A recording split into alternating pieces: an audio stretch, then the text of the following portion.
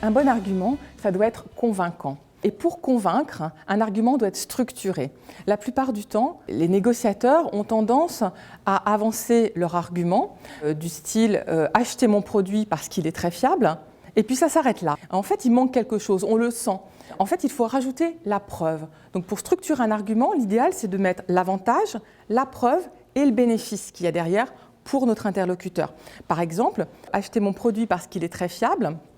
D'ailleurs, il est garanti 5 ans, donc on le prouve avec un élément. Regardez, il est garanti 5 ans et le bénéfice pour vous, c'est que pendant la durée des 5 ans, vous serez tranquillisé, vous savez que vous avez le temps d'amortir largement votre produit.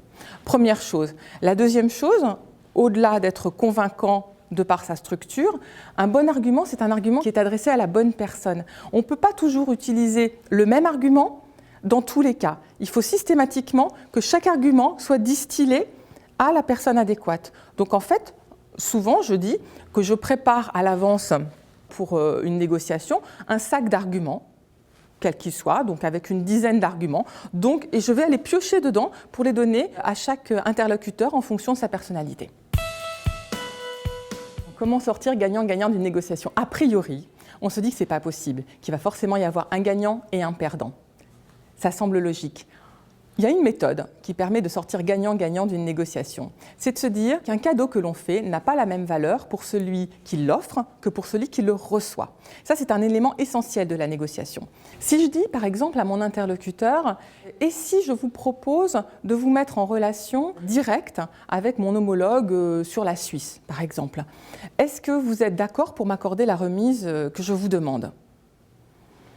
Il y a de grandes chances, si j'ai choisi ce bon cadeau pour la bonne personne, un petit peu comme pour les arguments, que mon interlocuteur accepte. Ce qui est intéressant, c'est que moi, je vais avoir donné quelque chose, je vais avoir fait en fait une concession qui ne va pas me coûter très cher, parce que pour moi, c'est relativement facile de transmettre les coordonnées de mon homologue sur un autre pays, mon homologue acheteur par exemple, ça ne me coûte rien.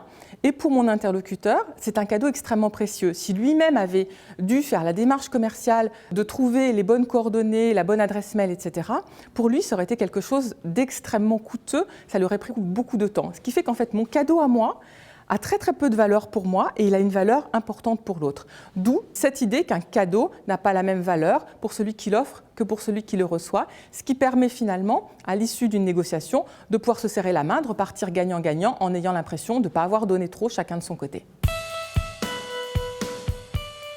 Indéniablement, ce qui fait la qualité d'un bon négociateur, c'est sa capacité d'adaptation. Je dirais même c'est son savoir-être. Parce que le savoir-faire en soi, c'est relativement facile.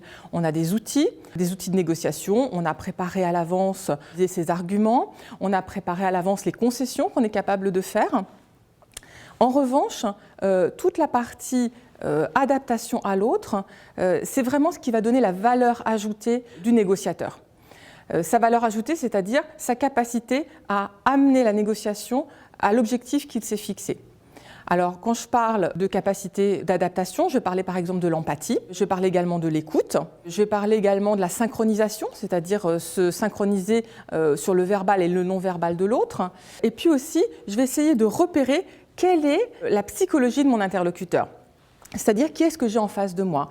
Alors, est-ce que j'ai quelqu'un qui est plutôt attiré par les faits, donc qui va être extrêmement factuel, à qui je vais pouvoir donner les bons éléments, les bons arguments, les bonnes concessions au bon moment? Est-ce que j'ai quelqu'un qui est attiré plutôt vers la sympathie? Est-ce que je suis avec quelqu'un qui est plutôt orienté méthode, gestion des risques? En fait, le négociateur doit impérativement s'adapter à son interlocuteur dès le début de la négociation, pendant la phase d'accueil, pendant la phase de rituel, pendant le moment où en fait il pose des questions ouvertes de manière à capter tous les mots qu'utilise son interlocuteur. C'est ce qui va faire de lui quelqu'un qui va être le plus pointu possible et qui va avoir une véritable valeur ajoutée dans la négociation.